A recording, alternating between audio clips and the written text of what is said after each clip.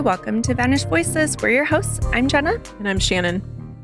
All right, it's the evening of August 18th, 2010. Somewhere on a gravel road south of Edmonton, a young woman is riding in a car with a man she's never met. She doesn't know him. She didn't choose to trust him. She just needed a ride into the city, and he was the one offering. At some point during that drive, she gets on the phone, and because of the way the call happens to route through a line that by pure chance is being monitored, someone ends up listening in. Not because anyone thinks she's in danger. Nobody knows that yet. It's just recorded almost as an accident. That's odd. It is. And the way that it got recorded, I'll tell you more, but total chance. Huh. Yeah. Now, on that call, she sounds calm at first, then less calm. She asks where they're headed. The road they're on doesn't match what he told her. She pushes back. She tells him more than once that he'd better not be taking her somewhere she doesn't want to go. He sounds calm. He tells her not to worry. He knows exactly where they're going. So she believes him, or she decides to. Then the call ends, a dial tone, and after that, silence. For 2 years, nobody hears her voice again. When investigators finally released that recording to the public, it wasn't really to help find her. By then, they already knew they wouldn't be bringing her home. What they didn't know, and what they still don't know, is whose voice is on the other end of that call. And I think by the time we're done with this one, you will agree this case is infuriating with how everything was handled. This is the story of Amber Tuccaro. So did she call somebody? Was it a voicemail that picked up and just recorded? And she wasn't actually trying to talk to somebody on the phone? No one knows if she meant to make that call. Okay. My guess is she did. Okay. It was to her brother who was incarcerated. Uh-huh. And just that year, a couple months before it, they had started recording every call that came in. Yeah. So wait, she was able to call him directly in that prison? Interesting. Mm-hmm. I thought it was only outgoing. Okay. And you don't hear anyone else's voice. Yeah. So I don't know if he even was on the other end. Right, like he ever picked up. Because her family didn't know about the recording for 2 years. Okay. So I don't think he picked up. I think it was a call that went in and either she got lucky. Well, yeah, clearly something connected so that it recorded. Yeah. Weird. Yes. I have that call for you to hear. Yeah. Or at least 61 seconds of it. Okay. At the time, Amber was 20 years old. She was a member of the Mikisew Cree First Nation. And at the time all of this happened, she was living in Fort McMurray, Alberta, which was a few hours north of where her story would eventually end. She was a mother. She had a son who was 14 months old at the time. By every account from the people who loved her, Amber was funny, quick, a little sharp-tongued. She was the kind of person who could make a whole room laugh. She loved music. Her family says her son, who now is a teenager, still has some of her mannerisms, like the way she'd talk or little gestures, even though he was too young to really remember her. Her mother is Vivian Tuccaro, though most people who have followed this case know her by a different name, Tootsie. It's the name she's gone by in nearly every interview, every press conference, and every headline since. She's going to come up a lot in this episode because for the last 16 years, she's been the loudest voice demanding answers. Now, Amber also had 2 brothers, Paul and Billy Joe, who's now a chief within the Mikisew Cree First Nation. Paul, in particular, becomes central to this story. He's the one who ends up standing in front of cameras, testifying at a national inquiry, pushing complaint after complaint through a system that, as we'll get into it, did not make it easy. Her father, Andrew, was alive for the first several years of this, but he passed away in 2014 without ever learning what happened to Amber. Going back to August of 2010, Amber wasn't doing anything unusual. She was taking a short trip from Fort McMurray to Edmonton with her son and a female friend of hers. Just a normal, quick weekend getaway. Yeah. On August 17th, they flew into Edmonton. The three of them checked into a motel in Mikisew, which is a small community just outside the city, but pretty close to the airport. They spent the night there. The next evening, August 18th, Amber left the motel and she left her son with her friend and set out to find a ride into Edmonton. And no one really knows why she was going into Edmonton, if it was to meet someone. The friend didn't know? Mm-mm. Oh. Or she's never said so publicly. Okay. Maybe she's told Amber's family. Why would you leave your son with the friend to go into town and your friend doesn't know where you're going? That's why I can't figure out if it was maybe to meet an old friend that maybe the other friend didn't know and offered to watch her son. I would think you just bring them all, but okay. I know. That's why I'm not sure, because if it was to run in and grab groceries or diapers, maybe you forgot to pack them or enough, something like that, that would be easy for all three. Right. Sometime between 7:30 and 8 p.m. that night, she got into a vehicle with a man. And I did see in some reporting, her mom had said, I always told her never to hitchhike, wasn't safe. Then she said, I did tell her, if you ever do hitchhike, get on the phone, or even like a cab. She said, even if you're in the cab with someone you don't know, get on the phone so that this other person can hear what's going on. And maybe the driver will, if they have bad intentions, will not do anything. Exactly. Yeah. Yep. I mean, that is smart. I literally have always just stopped at don't hitchhike. Mm-hmm. But I mean, that is a good point. If you find yourself needing to, get on the phone and establish with who you're with and all that. Where you're going, what kind of car you're in. I mean, make it sound normal, but yeah. So to me, reading that and then finding out about the call, I think the recording was maybe a coincidence. I'm not sure, but it almost sounds like... and this is Canada. Mm-hmm. And so, I mean, I just think Canadians are so nice. So I'm sure that's what she's expecting. Yes. Someone that's just giving her a ride into the closest city. Because Canadians are nice. Yes. Now, police would later describe this man only as unknown. Someone she had no prior connection to as far as anyone's ever been able to establish. And no one saw her get in the car? It doesn't sound like it. Okay. It's never been described like the maker model or what he looked like, anything like that. Now, while she was in that vehicle, the phone call connected. And through this monitored line tied to her brother, who was incarcerated at the time, really nobody set out to capture it. From everything, it sounds like it was just a coincidence. So we'll go through the call more in depth in a second. We have the transcript and the recording. After that call ends, that's the last that anyone hears from her. Back at the motel, her friend is with her son. At some point, it becomes clear to her that Amber isn't coming back like she thought. She is able to contact Amber's mom, Vivian, who immediately files a missing persons report. And right away, this is where things start to go wrong. Literally, this case is just handled so poorly. After 10 days, RCMP issues a public statement saying they don't believe Amber is in any danger. They say they have a sighting of her in the Edmonton area. And on the strength of that one sighting, they close her missing persons case. What? You can't even prove it's her. Mm-hmm. Sighting is not speaking to the person who says that I'm an adult and I have chosen to leave. Exactly. Even if you did see her, that doesn't mean she's not in danger or whatever. And Vivian keeps calling every day, sometimes multiple times a day, because people are giving her tips. She's trying to run them all down herself. She's told at one point that her daughter's been taken off of the missing persons list and that someone reported seeing Amber safe somewhere in the city.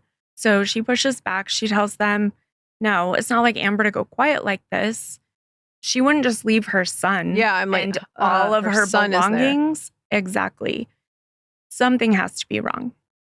And it turns out that Vivian was right to push. That sighting, the one that RCMP used to justify closing her file, is never confirmed.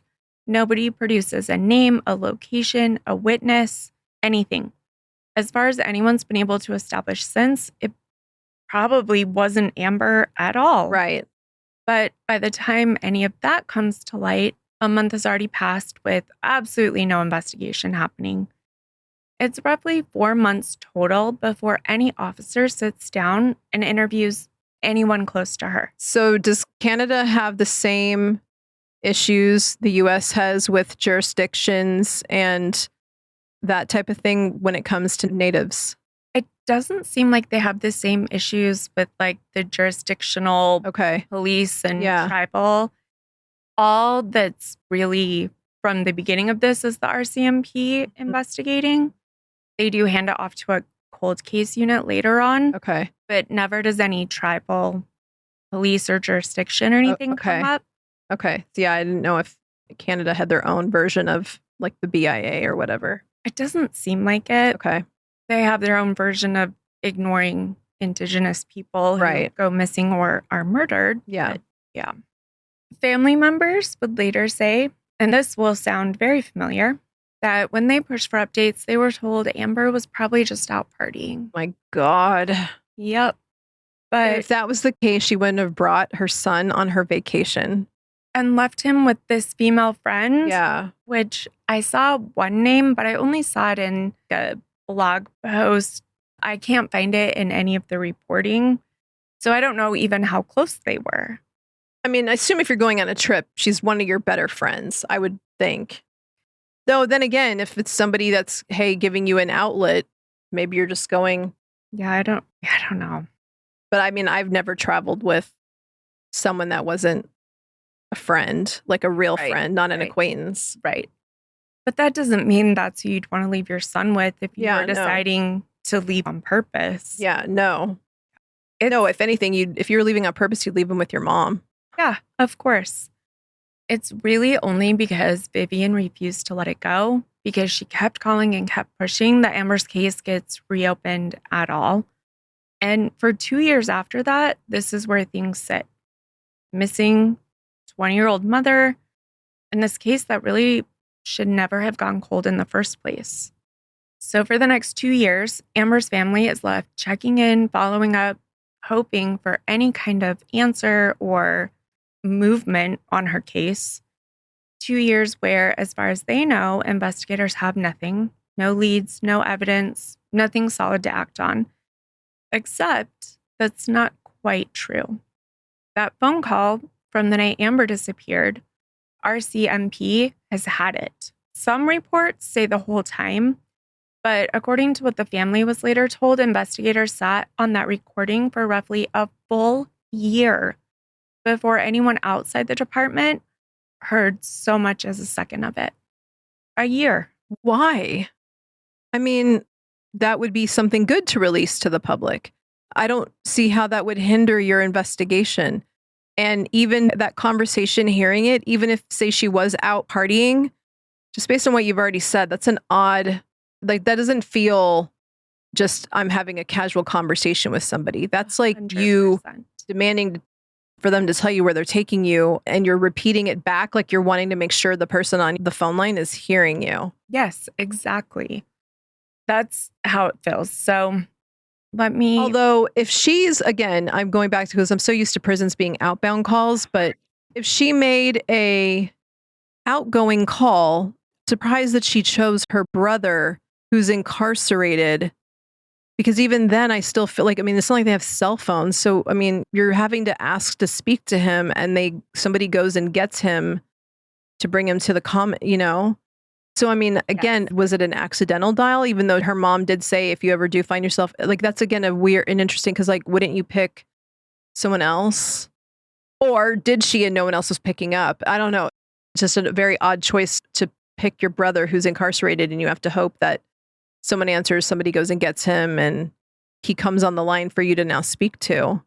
The only thing I can come up with is if she knew it'd be recorded. But at the same time, how do you know that's going to make it anywhere, not just get deleted? Because he wasn't on the other end. She would. Again, if it was new, I just know that, yes, when you get outgoing calls here in the States from a prisoner, it literally tells you this call is going to be recorded. Mm-hmm.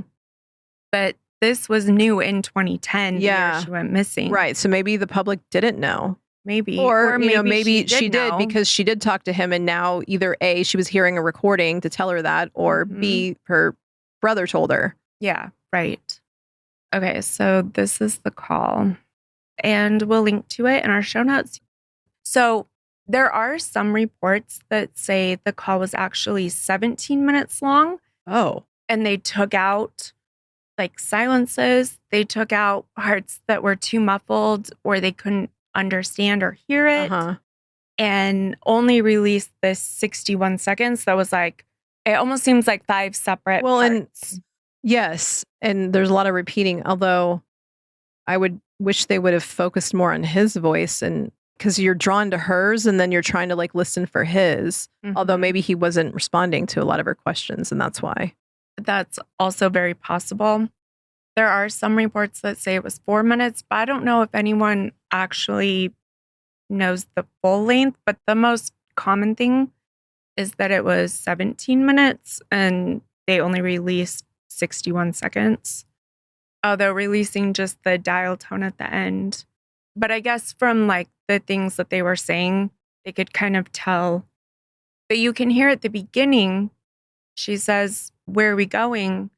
And he kind of messes up. He says, "We're heading north of Beaumont." Like he's trying to answer her question. They're very much on back roads. 50th Street will come back into play. Okay, I was going to say, does that ring any bells for her family members? Like, do they know what that means? No, that's not it. But definitely wasn't taking her where she wanted to go. Yeah. I still just really wonder if did the friend know where she was going? Or at least, I don't know. They've never put out, they've always maintained, we don't know why she was going there, if she was going to meet someone. If anybody has answers to those questions, please come forward. So I don't know. Well, was the friend interviewed ever? It said they interviewed people close to her 4 months later. She was never interviewed by police. And has her family talked to this friend? I mean, I think it seems like the mom knows who she was going with. So yeah, I'm sure. Well, and enough to where the friend could call her mom and say, "Hey, she didn't come home. Right. Something's wrong." Yeah. Definitely knew each other. And I'm guessing right away her mom's like, "Wait, where did she go? Why was she going there?" Yeah, like where is she? Where'd she tell you she was going to? Exactly. Like, those are just normal. Yeah. That's like the first thing you're going to ask. Well, where did she say she was going to go? Can we follow up with that? And that's another thing. It's like clearly she had her cell phone with her. I can't find in any of the reporting if her phone went silent, if they were able to do phone pings, if they ever found it. Now, it wasn't until August 28th, 2012, so 2 full years after Amber disappeared, that RCMP's Project CARE, which is KARE, that unit finally released the recording to the public. And they put it out to say, really, the only clue we have is this man's voice on this recording. Does anybody know this man's voice? Does anybody recognize his voice? Anything like that. You didn't start a business just to keep the lights on. You're here to sell more today than yesterday. You're here to win. Lucky for you, Shopify built the best converting checkout on the planet. Like the just one tapping, ridiculously fast acting, sky-high sales stacking, champion of checkouts. That's the good stuff right there. So if your business is in it to win it, win with Shopify. Start your free trial today at shopify.com/win. The call captures what sounds like 5 separate segments of a conversation. It sounds like the call kept cutting in and out.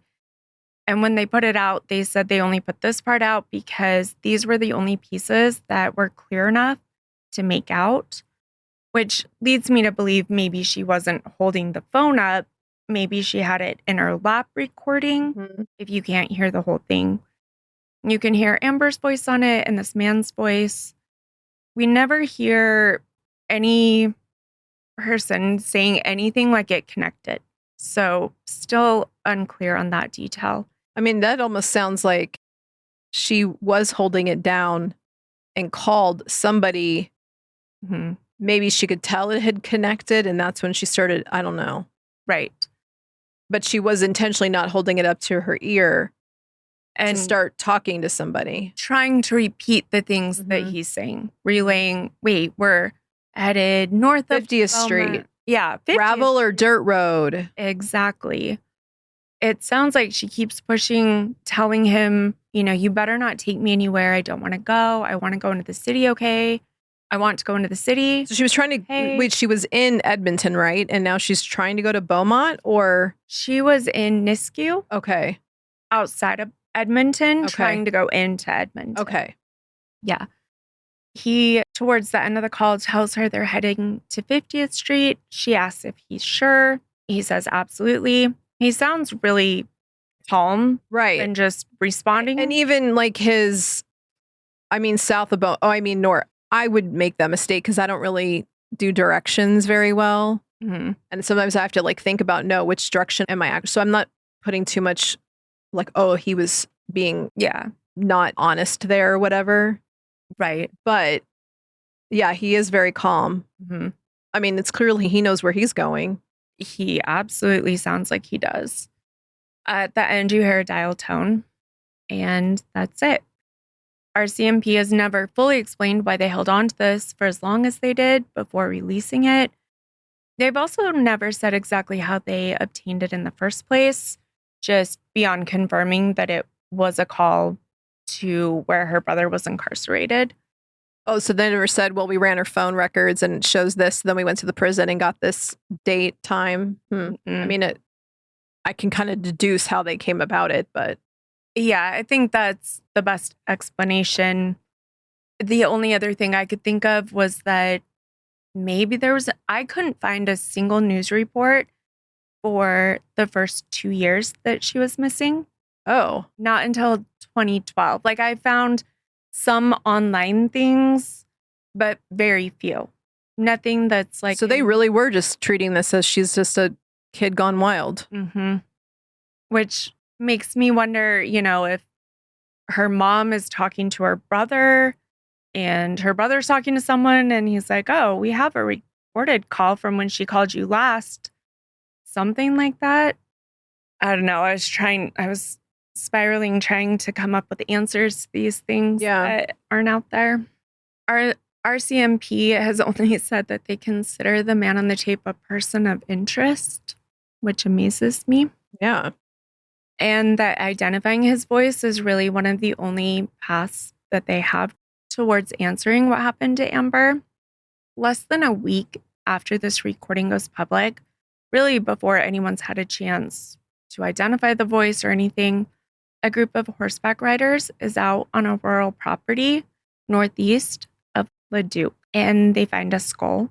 How far away is Leduc from Edmonton? Or Nisku, I should say. Actually, both.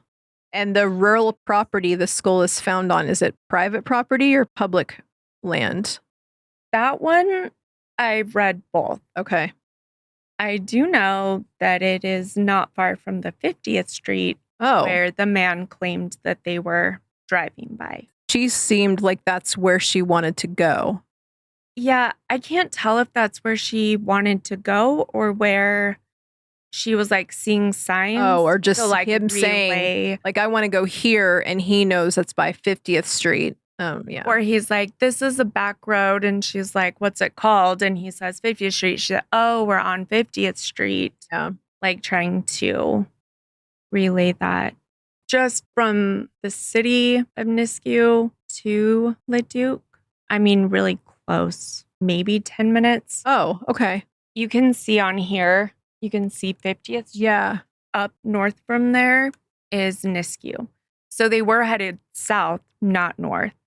So then that's the opposite way of Edmonton then, right? Yeah. Okay. Edmonton is up here. Okay. So maybe when he did correct himself to say, I mean, north, they were actually headed south. And Nisku to Edmonton isn't that far. I mean, yeah, clearly she wanted to head into the city for something. So, I mean, I assume, yeah, you want to go into the bigger city. There to there. So then, yeah, I'm like, and she was found here. Do we ever know why she was going to Nisku? Like, is that a normal tourist spot? Like, because if she was headed into Edmonton, why didn't she just go into Edmonton? I feel like going into Edmonton was for a reason. Yeah. Not. I mean, is Nisku known as it's a really vacation spot? No.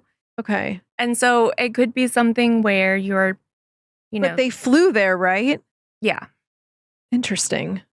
So I don't know if they found like a good deal on a hotel. Like an Airbnb. Right. That's like 10, 20 minutes outside of Edmonton. And they're like, oh, this will be pretty, but we could still go into the city. Probably cheaper. I'm sure. But yeah, they didn't get a rental car. They didn't have a rental car. Has her family ever said why she was going on this little vacation? Mm-mm. I did try to find that. Yeah, because I'm like, okay, what? I don't know. I want to know what they were planning to do. Like, was it someone's bachelorette party? Was it their baby shower? You know, like there's a reason, like for you to bring your son on your vacation that you flew to, but you didn't get a rental car. You're clearly not calling an Uber. I have so many questions. I have so many questions too.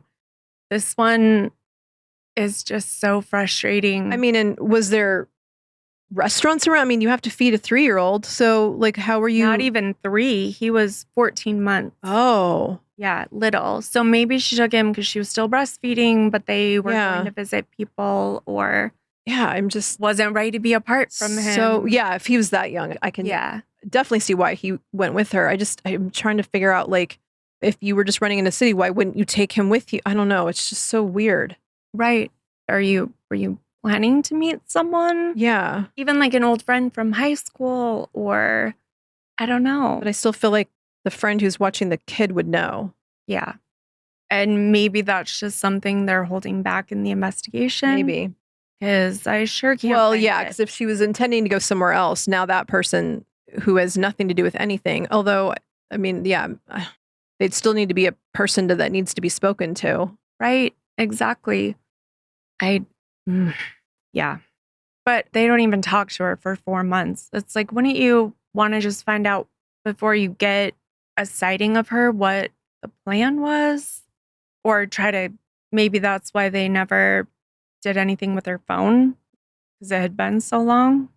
Yeah, 2010, I wonder, I bet the records weren't the way they are now. Yeah, I'm sure. Because I'm thinking even back then you couldn't ping. I feel like you could. There are cases. Wasn't it more like general area versus this location? Right. So, and if they did get the call right away, they should have known to be looking around that 50th Street. Yeah, is 50th Street known? Is there something there that's like a known party hangout? No. It's very rural, wooded, forested. Not Edmonton, the city. Exactly. On September 1st, 2012 is when that group of horseback riders, they're going through this rural property. They come across a human skull. They call it in. RCMP secures the area, and it's east of Leduc, near Highway 263 and Range Road 241, which is not far, as it turns out, from 50th Street, which is what the man on the recording claimed he was driving toward.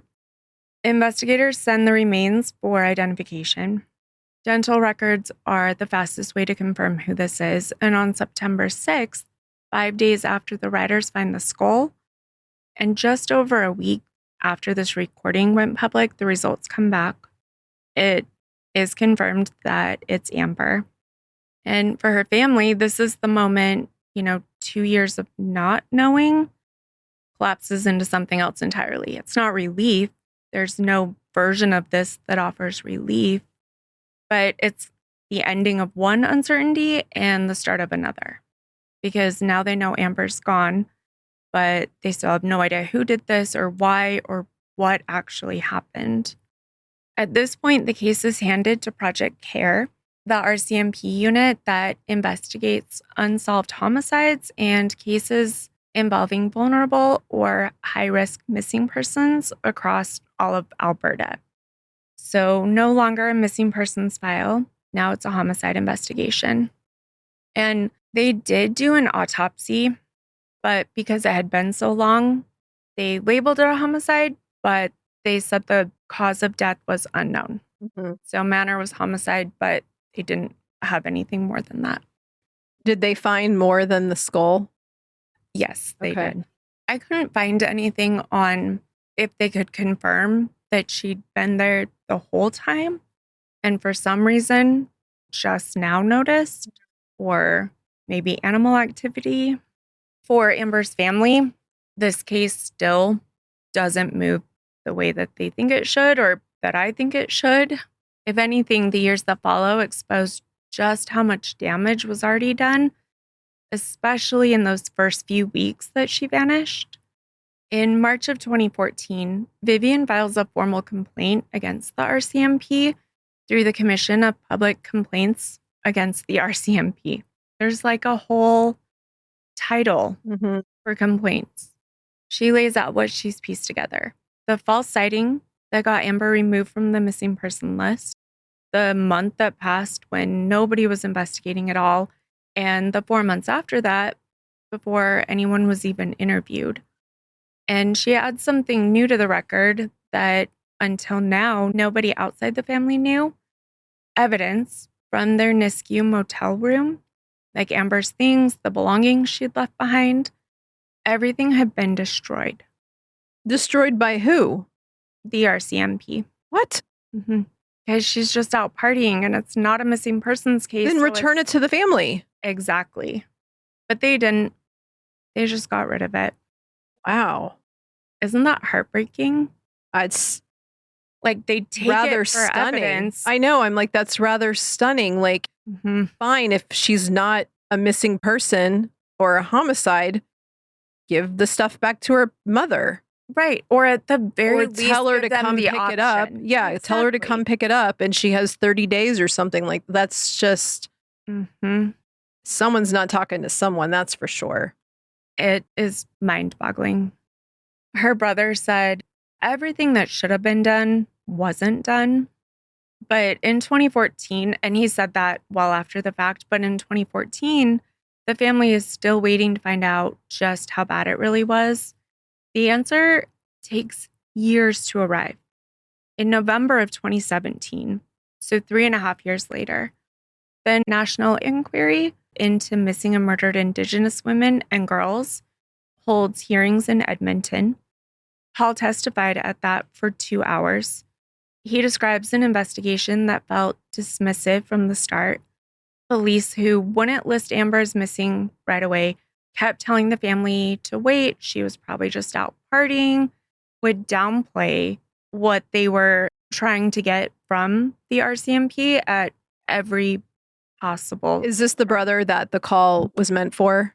I am not sure which brother was incarcerated. Okay. He's the one testifying at this, and I believe her other brother is now on a commission. Okay. So they both seem pretty active in it. He also at this hearing talks about the belongings again in more detail this time. He says they sat in a hotel room for months after Amber vanished. Police eventually took them into evidence.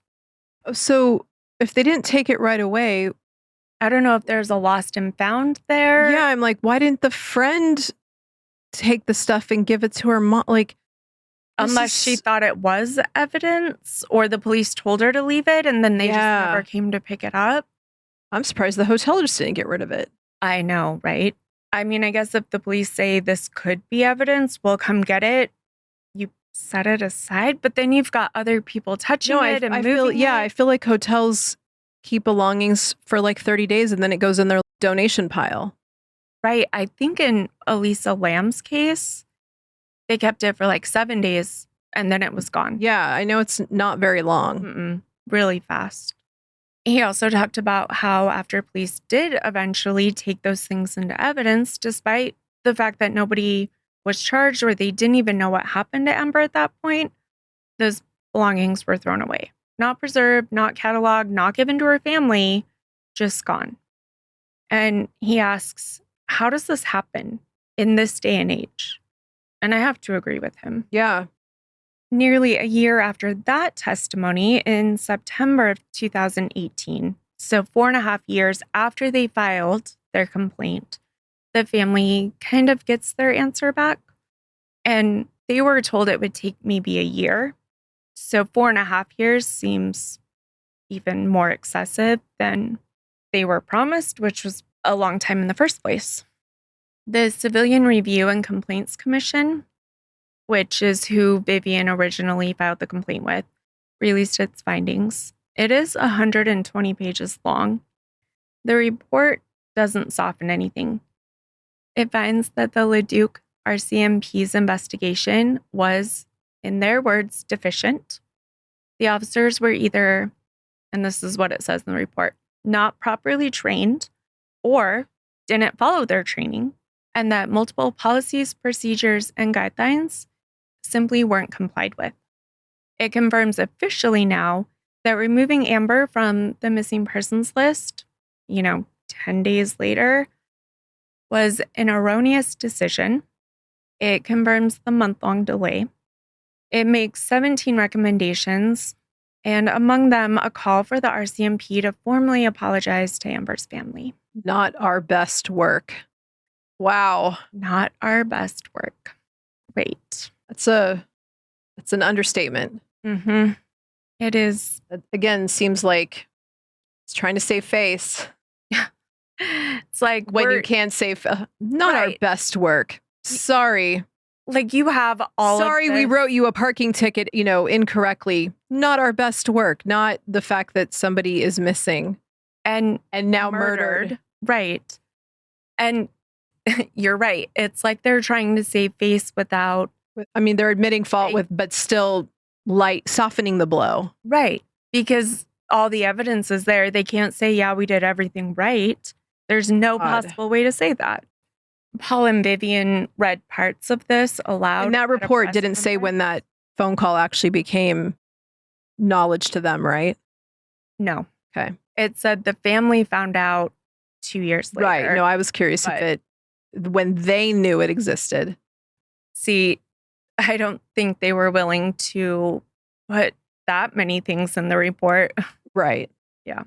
Paul says, we now have it in black and white, what we've been saying all along. What should have been done wasn't done. Now, that report said that the RCMP should apologize. That took almost another year for an apology. It was July of 2019. So we are 9 years past when this happened. RCMP Deputy Commissioner Curtis Zablocki stands in front of the family at Alberta RCMP headquarters in Edmonton, and he's tasked with delivering the apology. He acknowledges the investigation was, as Shannon said, not our best work. He says the early days of the case required, his words, quote, a better sense of urgency and care. He says on behalf of the RCMP that he's truly sorry. And then, according to reporting from that day, he leaves quickly. He tells the family he has a pressing appointment. He can't move. What? Yeah. No, dude, you get to sit there and listen to what they have to say from your apology. Nope, I don't care how bad it is. I don't care how much it makes you cringe. I don't care if you had nothing to do with it. That's your job to sit there and take it. Yes, for the briefest amount of time. I mean, yeah, give them 30 minutes. Nothing. Give them 30 minutes. Come on. Mm-hmm. Unbelievable. Vivian doesn't accept that apology. Not like that. Wouldn't either. Mm-mm. She said, quote, as of right now, the apology doesn't mean anything to me. They did it because they were told to. Accurate. She is also angry that he left so fast. She said an apology needs to be heartfelt. And it's not just the family who notices. Days later, and we'll link to this, a reader writes into the Edmonton Journal, calling the moment exactly what it looked like, a rushed, hollow gesture. They called it colonial incompetence. The writer points out that if Zablocki hadn't rushed off to his unmovable appointment, maybe Vivian could have believed him. And again, that apology is 9 years since Amber disappeared. And the family has a 120-page report. They have the recommendations. And now they have an apology that they don't believe at all. And what they still don't have, what nobody has at this point, is the one thing that actually matters. Amber's killer is still out there. Now, here's something that doesn't get said enough in this case, and it should be. Amber wasn't the only one. Between 2002 and 2012, so the same decade that her disappearance falls into, the remains of 4 other women were found within an 8-kilometer radius of where Amber's remains were discovered. And the plot thickens. That same stretch of rural Leduc County. Those women were Edna Bernard, Katie Sylvia Ballantyne, Dolores Dawn Brower, and Corey Ottenbrett. So 5 women, all in this small radius of farmland, back roads, all southeast of Edmonton. Indigenous? I believe so. Oh. The reporting that I read said 5 Indigenous women in the same area. And this is the kind of thing that when you list all 5 of them, it's hard to unhear. Investigators have wondered about it too, whether these deaths might be connected, whether they're looking at the work of one person instead of 5 separate, unrelated tragedies.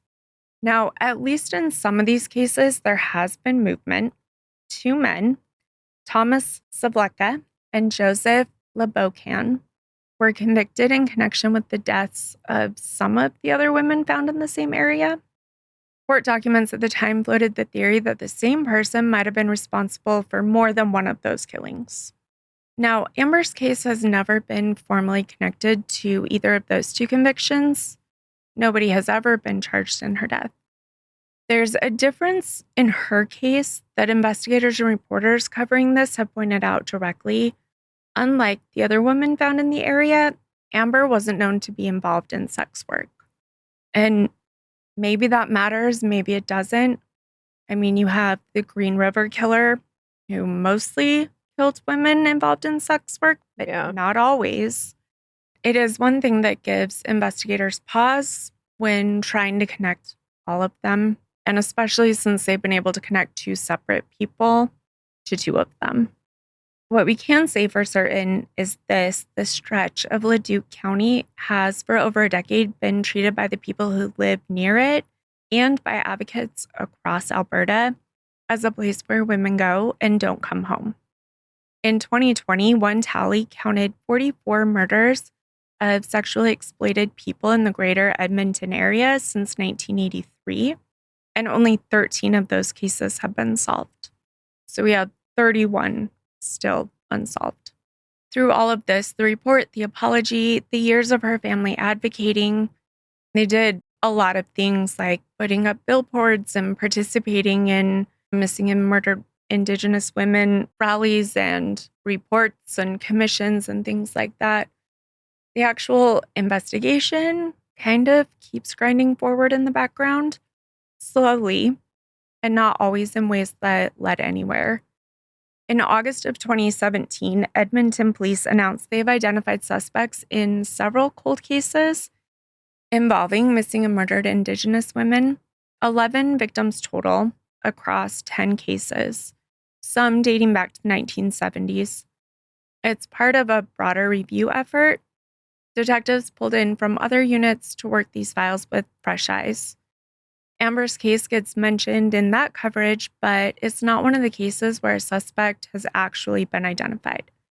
It's context, a reminder that, hers is one that they're looking at, but they haven't made progress on her file specifically. Yeah. In January of 2020, a man contacts RCMP in Banff. He says he believes his own father is connected to Amber's death, and possibly to other disappearances across the province. And he doesn't stop at contacting police. He posts about it publicly too. Oh, interesting. Laying out on social media why he suspects his father. So why does he? Well, to be a little bit careful here, this man has reached out with a lot of other accusations against his father, none of which has proven to be true. Okay. So, grain of salt. Yes, grain of salt. Vivian doesn't hear about this before they look into who this man is and who his father is from RCMP. She hears about it the way most of the internet hears about things, from other people sending her messages and tagging her in posts. Yeah. Says my phone starts beeping, beeping, beeping, asking, have you seen this? And I was like, what the heck? I haven't seen anything. She's getting this news the same way a stranger would, through Facebook.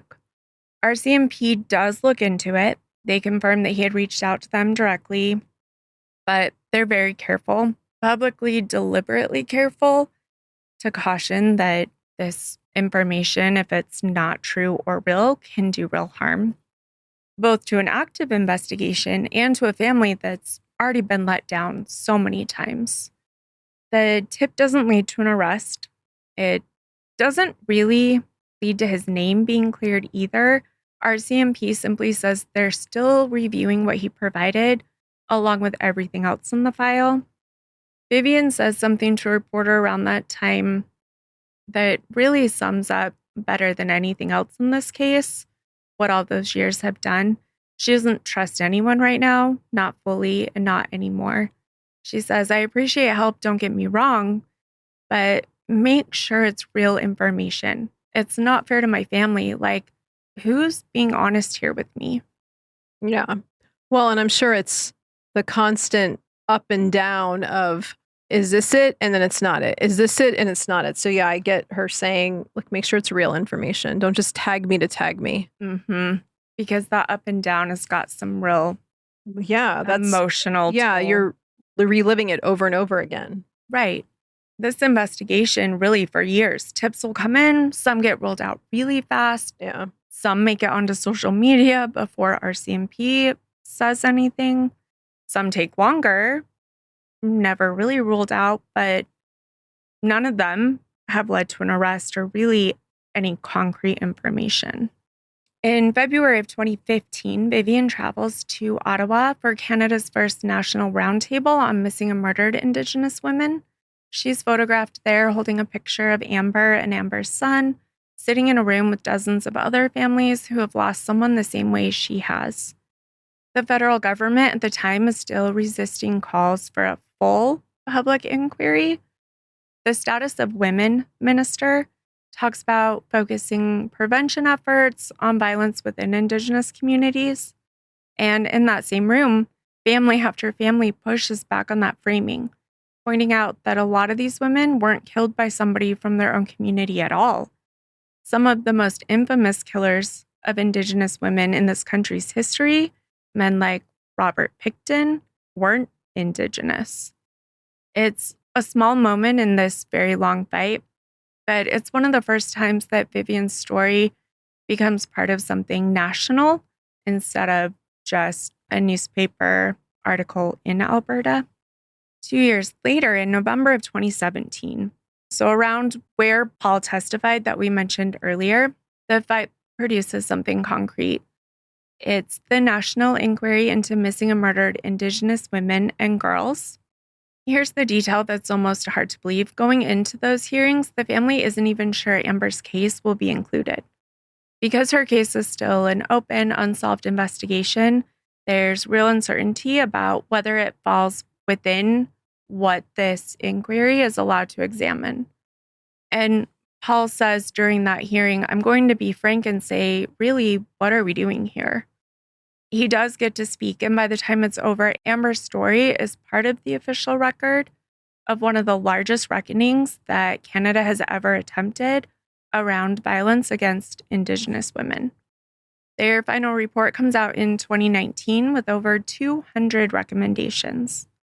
But for families like Amber's, recommendations on paper and change on the ground are two very different things.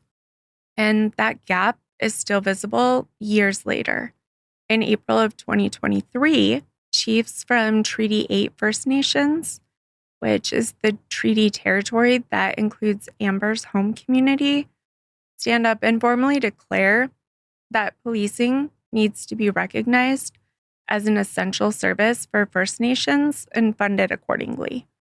Which makes me feel like maybe there isn't the complete tribal jurisdictional areas that we have here. But we're still not getting funding to some of the communities that are largely Indigenous. Well, and knowing that that area is a larger, I mean, I'm thinking it's right above Washington. Mm-hmm.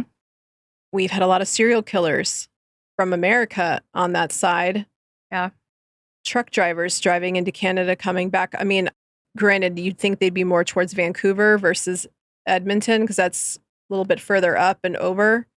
Right. But it's right there in the path of crossing back and forth between, I mean, and that again gives credence to the whole, it's not Indigenous people doing this. It's generally white men. Exactly.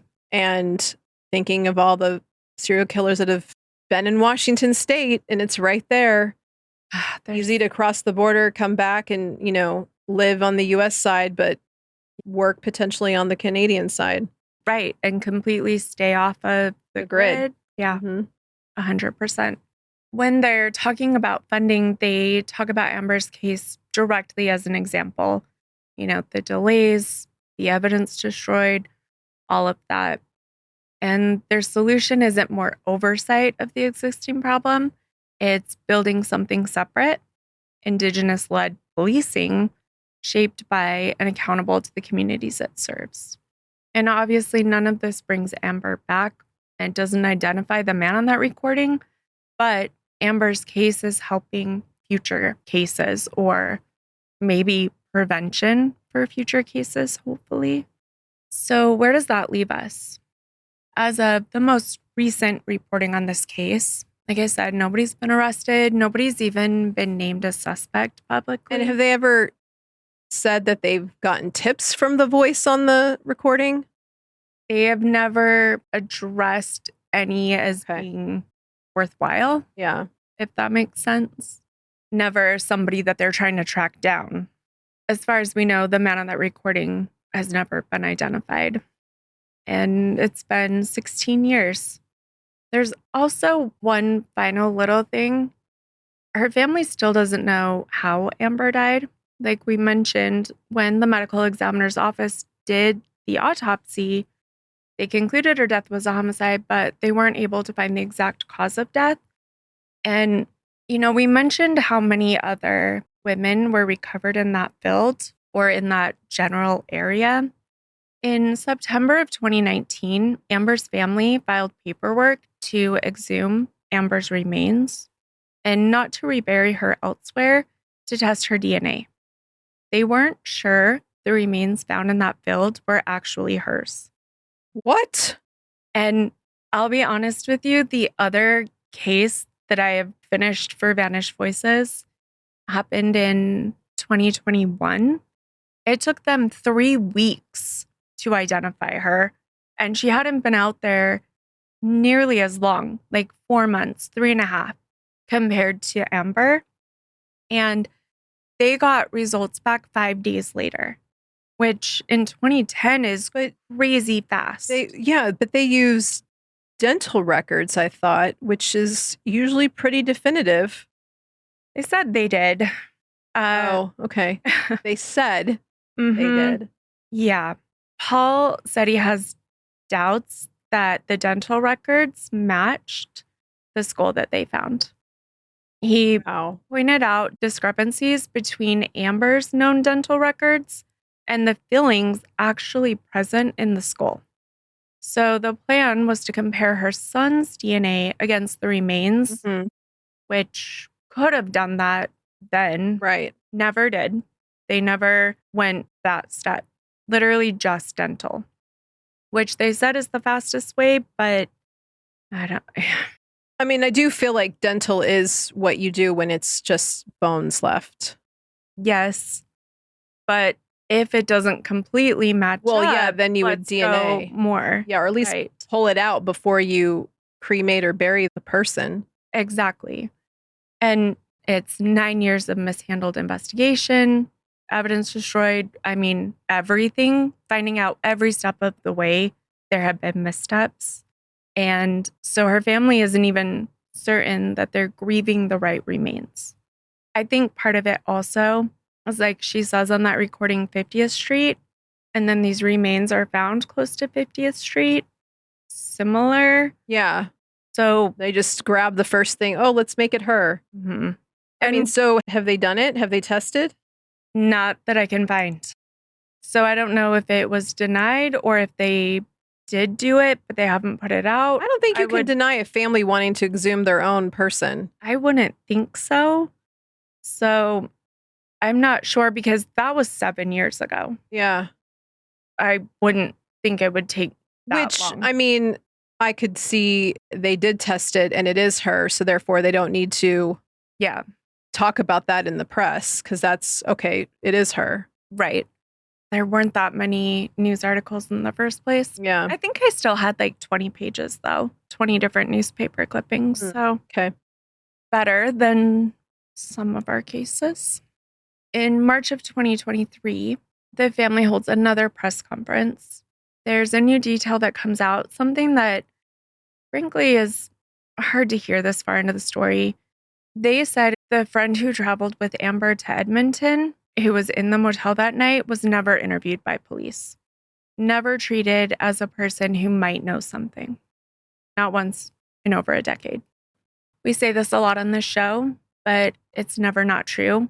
Somebody knows something. That recording's still out there, and we'll link to it in our show notes. You can go listen to it. Yeah. It's been public for over a decade now. RCMP's website has hosted it. It's on YouTube. News outlets across the country have hosted it. The CBC has it archived. I mean, it's out there, and it has to sound familiar to someone. Oh, yeah. Someone's going to know who that is. Right. We just have to get the right person to listen to it. Yeah. So if you know somebody in that area, send them the recording so that they can hear it, see if they recognize it.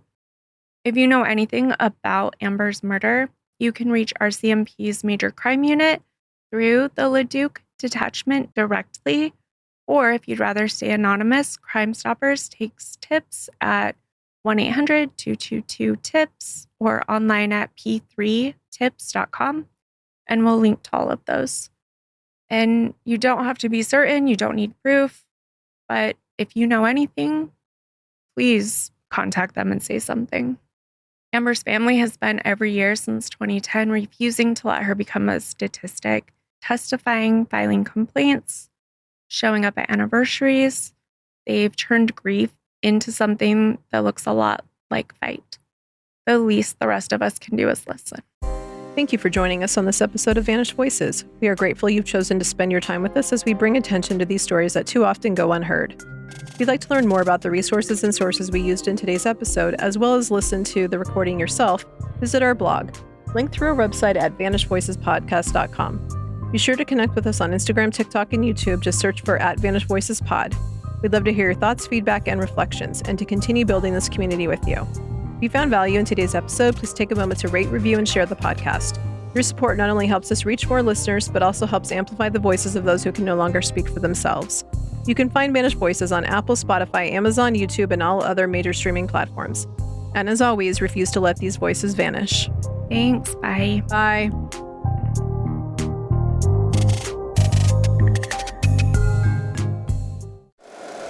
If you like the show, please take a moment to rate, review, and subscribe. It really does help the show to grow. Thank you for listening.